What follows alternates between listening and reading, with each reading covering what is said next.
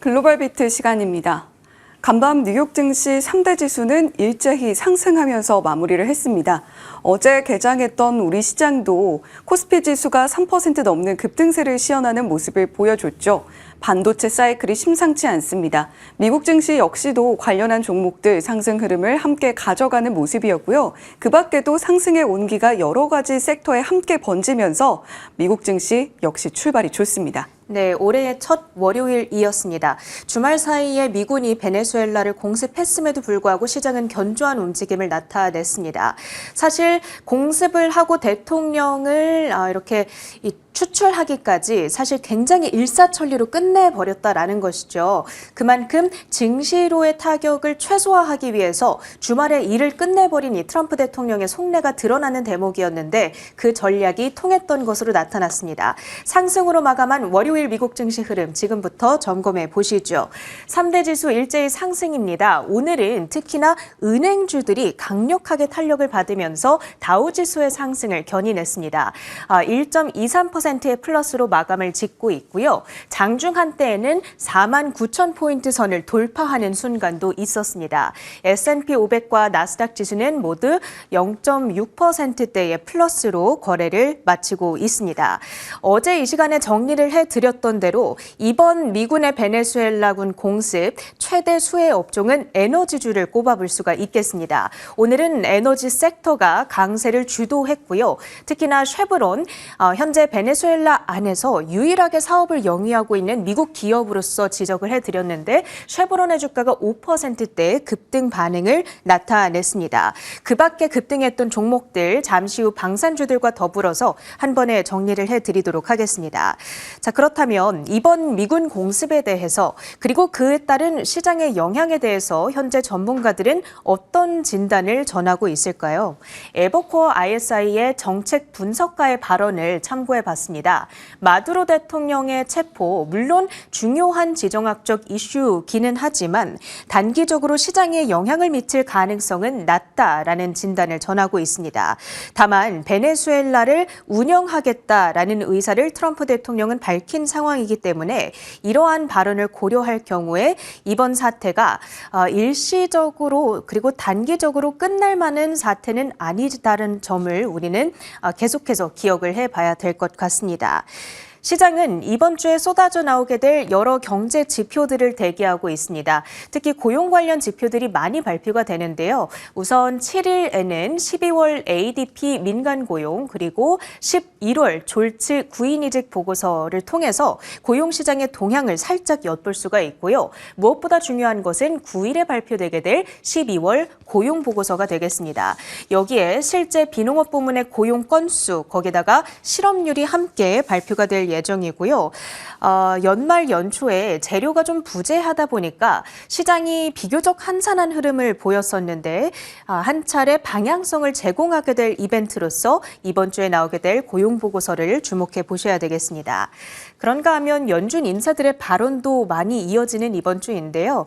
간밤에는 미니애폴리스 연은 총재죠. 닐 카시카리 총재가 발언을 내놨습니다. 지금의 기준금리가 중립에 매우 가깝다. 현 정책이 경제에 과도한 부담을 가하지 않는다. 그러니까 추가적인 금리 인하에 있어서 보수적인 입장을 내비치는 매파적인 발언이라고 볼 수가 있겠습니다. 그럼에도 불구하고 10년물 금리는 지난주에 급반등한 이후에 오늘장 2bp 이상 하락하면서 비교적으로 안정적인 흐름을 나타내고 있는 상황입니다. 국제 유가는 베네수 공습 이슈를 소화하면서 오름세를 나타내기는 합니다. WTI와 브렌트유 모두 1%대의 플러스 흐름, 다만 전반적으로 변동성은 아주 크지는 않은 모습입니다. 베네수엘라는 물론 세계 최대 원유 매장량을 보유하고 있는 1등 국가이기는 합니다만 실질적으로 글로벌 원유 공급 시장에서 차지하는 마켓 쉐어를 따졌을 때는 한 1% 정도에 불과하거든요. 그러다 보니까 시장 충격은 제한적이다. 이런 평가가 전해지고 있습니다.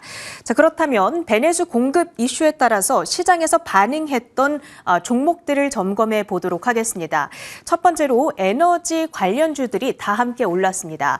어제 글로벌 비트 방송을 통해서 정리해 드렸던 이미지를 그대로 가지고 왔고요. 그리고 이제 어제 언급을 해드렸던 잠재적인 수혜주들 고스란히 반응이 오늘장에서 나타나는 모습이 나타났습니다. 자, 일단 로직을 보면 이렇습니다. 보시다시피 베네수엘라는 전 세계에서 가장 많은 이 석유 매장량을 보유하고 있는 국가가 되는 것이고요. 실질적으로 트럼프 대통령은 베네수엘라를 통치하겠다라는 의사를 밝힌 상황이죠. 베네수엘라를 미국이 먹게 된다면 미국은 이 엄청난 양의 원유 매장량을 손에 쥐게 되는 것이고요. 그렇게 된다면 낮은 가격에 원유를 확보할 수가 있게 되겠죠. 현재 베네수엘라는 기름이 정말 풍부하기는 합니다만 실질적인 생산량으로 봤을 때에는 한 100만 배럴 정도 생산에 불과합니다.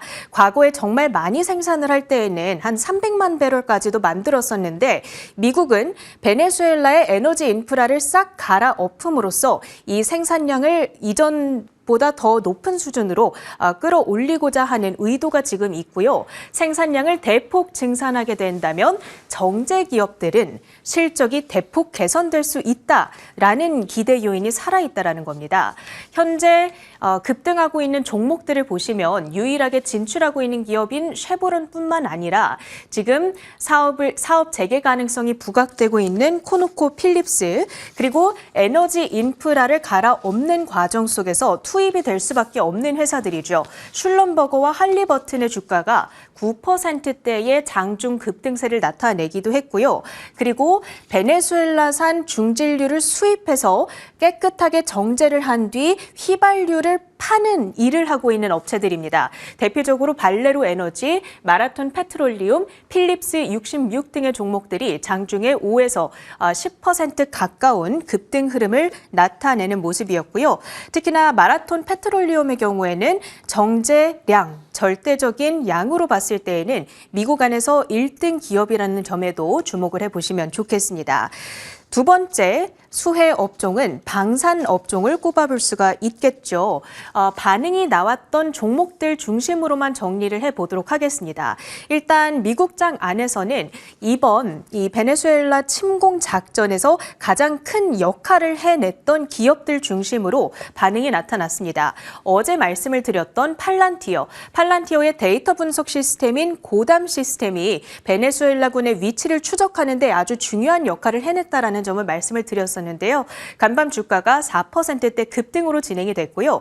그 밖에도 노스롭 그루먼, 제너럴 다이내믹스, 그리고 로키드 마틴 등 이렇게 미사일 공격 시스템 투입이 됐던 기업들의 주가 역시도 2%대에서 4% 가까운 장중 강세를 나타냈습니다. 그리고 그에 앞서 마감됐던 유럽 증시 안에서도 일부 종목들의 반응이 나타났죠. BAE 시스템즈, 유럽 최대 방산주에 해당합니다. 5%대의 급등이었고요. 독일의 라인메탈 7%대, 그리고 프랑스의 항공방산주에 해당하는 탈레스의 주가 역시도 5%대의 급등으로 진행이 됐습니다.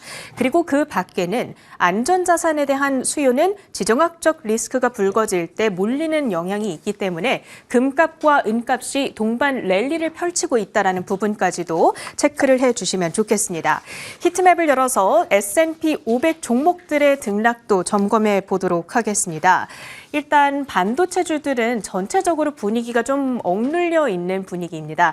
사실 지난주 전거래일에 흐름이 좋았다 보니까 그에 따른 차익 실현이 바로 나오는 모습도 있고요.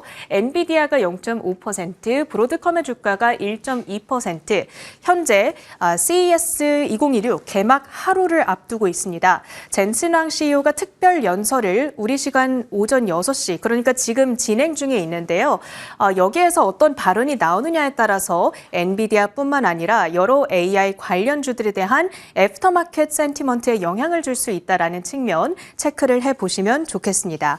그 밖에는 골드만삭스가 TSMC의 목표 주가를 35% 상향 조정했다라는 소식이 전해졌습니다. TSMC는 엔비디아의 파운드리를 담당하고 있는 업체이죠. 그만큼 TSMC를 긍정적으로 본다라는 것은 엔비디아의 발주 수요가 높아졌다. 있었다라는 것, 이는 엔비디아의 사업 자체도 잘 진행이 되고 있다라는 시사점을 가지기 때문에 긍정적인 소식으로서 받아들일 수가 있겠습니다. 그와 함께 대만 폭스콘 4분기 실적이 공개됐죠.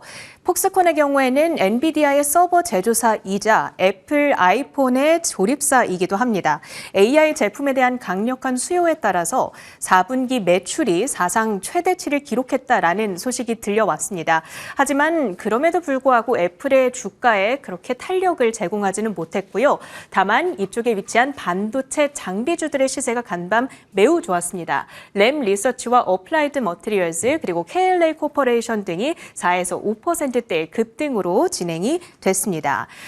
테슬라도 한 가지 소식이 있었습니다. 중국 안에서의 출하량이 7% 감소했다. 그러니까 중국 공장에서 출하되는 자동차 이 대수가 7% 급감했다라는 이슈이고요. 그럼에도 불구하고 주가는 간밤 강한 반등세를 나타냈습니다. 어제 말씀드렸다시피 역대 최장 하락 기간인 7일 이후에는 100%의 확률로 다음 날 반등하는 경향이 있기 때문에 이번에도 그 역사가 되풀이됐다라고 볼 수가 있겠습니다. 그 밖에는 노보노디스크의 먹는 미고비가 미국 안에서 런칭이 됐다. 지난달 FDA 승인을 받은 이후에 이제 미국 안에서는 본격적으로 CVS라든지 코스트코와 같이 누구나 접근할 수 있는 약국에서 곧 판매가 개시될 예정입니다. 이에 따라서 노보노디스크의 주가가 5%대 급등했던 반면에 일라이 릴리의 주가가 3%대 급락으로 진행이 됐습니다.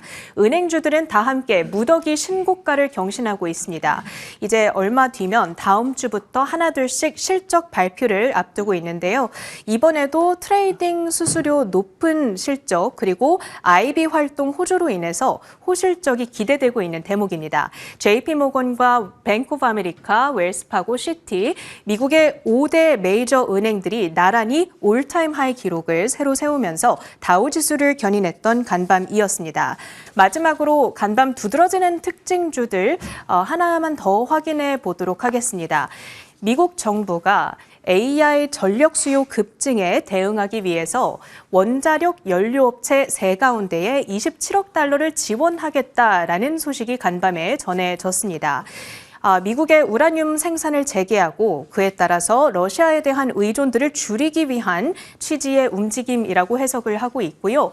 종목은 3개입니다. 티커명으로 보시면 LEU가 11%대 급등, 그리고 SIL, XF가 9%대, 그리고 또 하나 지원을 받게 되는 CCJ는 1%대의 플러스로 반응을 했던 간밤이었습니다. 미국 증시 시황 브리핑 마치도록 하겠습니다.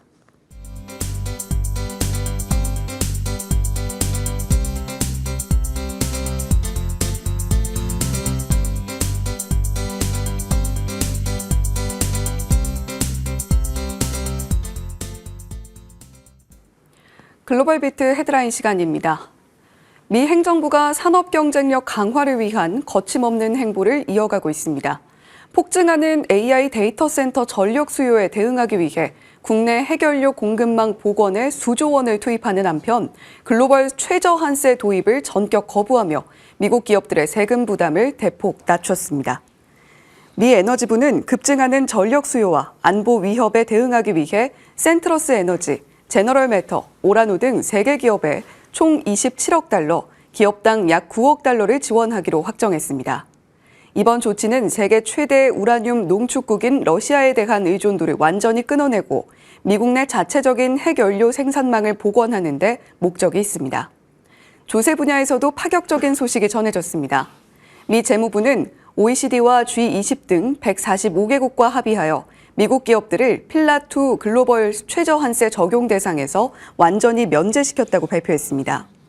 이번 면제 조치로 미국의 다국적 기업들은 해외 법인의 소득에 대해 추가적인 세금 부담을 덜게 되었으며 이는 곧 자국 내 투자 확대와 주주 환원 강화로 이어질 것이라는 기대감이 커지고 있습니다. 그러나 디인포메이션은 전 세계 AI 열풍을 주도하고 있는 오픈 AI가 뜻밖의 난관에 봉착했다고 보도했는데요. 글로벌 사용자 90%가 북미 이외 지역에 쏠려 있고 수익성이 높은 북미권 사용자는 소수에 불과하다는 지적입니다. IT 전문 매체 디인포메이션에 따르면 현재 오픈 AI 사용자의 90%가 북미 이외의 지역에 거주하고 있습니다. 더 큰 문제는 지역별 사용자당 매출, ARPU의 극심한 격차입니다. 소셜미디어 기업 메타의 사례를 보면 북미 사용자의 ARPU는 약 68달러지만 아시아 지역은 5달러 수준에 불과합니다. 북미 사용자 1명을 확보하는 것이 신흥국 사용자 12명을 얻는 것보다 수익 면에서 압도적으로 유리하지만 추론 비용은 일정해 신흥국 무료 사용자가 늘어날수록 오픈 AI의 운영 비용이 기하급수적으로 커진다고 디인포메이션은 보도했는데요.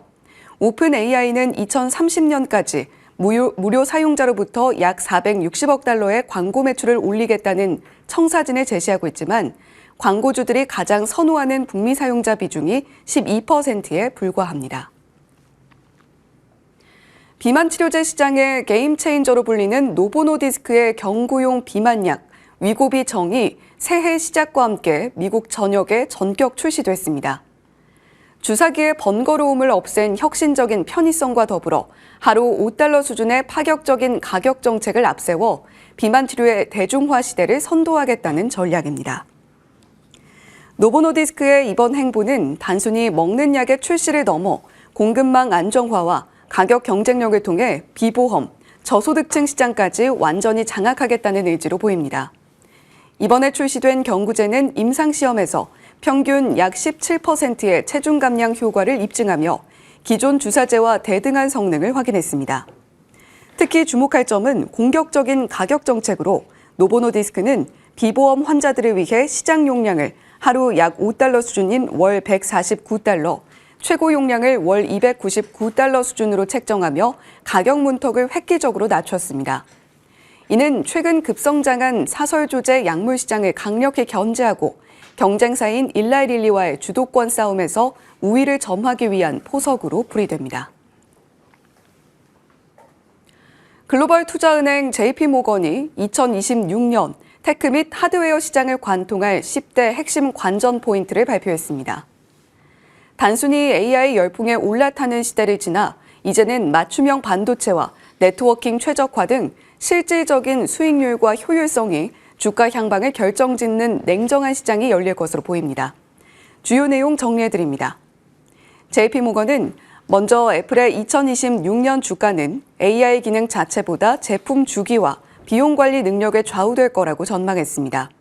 아이폰 17, 18 시리즈 흥행은 AI 차별화보다는 폼팩터와 카메라 등 전통적 기능에 기대면서 애플의 리더십 팀 평균 연령이 59세에 달하는 만큼 AI 부문 인적 쇄신을 위한 경영진 교체 바람도 거세질 걸로 보입니다. 또한 클라우드 기업들이 투자 대비 효율을 따지기 시작함에 따라 범용 GPU보다는 맞춤형 ASIC, 주문형 반도체 수혜 기업들이 각광받고 그중에서도 네트워킹과 광학 분야 성장이 비약적일 걸로 전망했습니다. 지난해 말 기준 네트워킹과 스위칭 분야에선 아리스타 네트워크스와 브로드컴, 광학 및 트랜시버 부문에선 코히어런트, 루멘텀, 그리고 어플라이드 옵토 일렉트로닉스가 대표적 기업으로 꼽히며 인터커넥트 특화 기업으로는 아스테라랩스가 있습니다.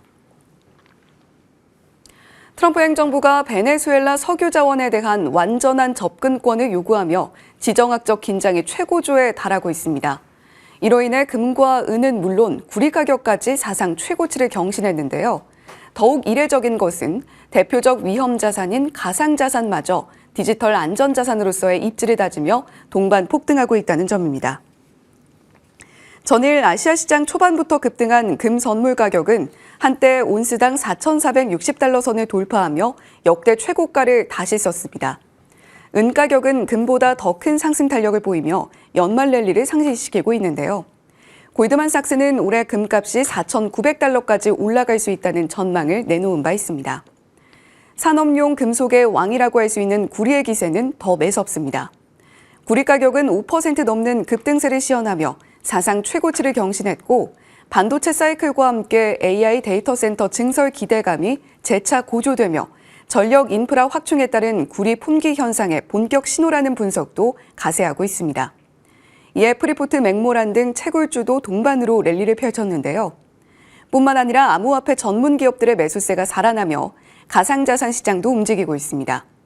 2025년 부진했던 비트코인은 ETF를 중심으로 4억 달러가 넘는 자금이 유입되며 9만 4천 달러 선까지 회복세를 보이고 있습니다.